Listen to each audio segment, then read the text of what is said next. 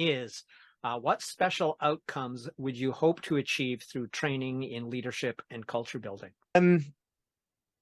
When it boils down to it, it's simple things like the mindset shift I talked about before, but then the behavioral change that means that we can make progress. So the behavioral change, again, in it's funny to say it, but with the rate of digital transformation, we're in a very human-centered age in leadership and management terms, because it's what employees and what we all want. We need to feel a little bit more comfortable and a little bit safer in what we're doing in while we're staring at the future, which is increasingly uncertain.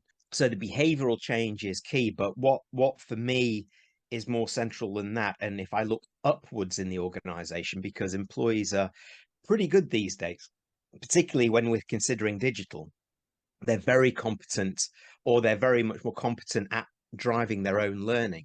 Where I'm seeing the need here is to build skills, and the knowledge that goes behind it, is that the leadership suites and senior management, by the steep learning curve that they're required to go on now, is something that many leaders just aren't appreciating or are not willing to go on. It is only the enlightened leaders that are, and they're the ones who are going to have competitive advantage.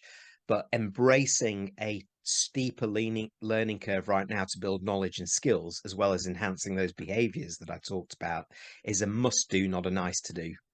Yeah, you're good at this. I think you've done this before. For some context for anybody watching this, I have been a guest on, sorry, I blanked on your name. It's not on the screen. Jeremy. I'm sorry, Jeremy. It has been a long time, but I was a guest on Jeremy's show a while ago, and he's also an awesome interviewer. I hope I can live up to at least something resembling his hosting skills.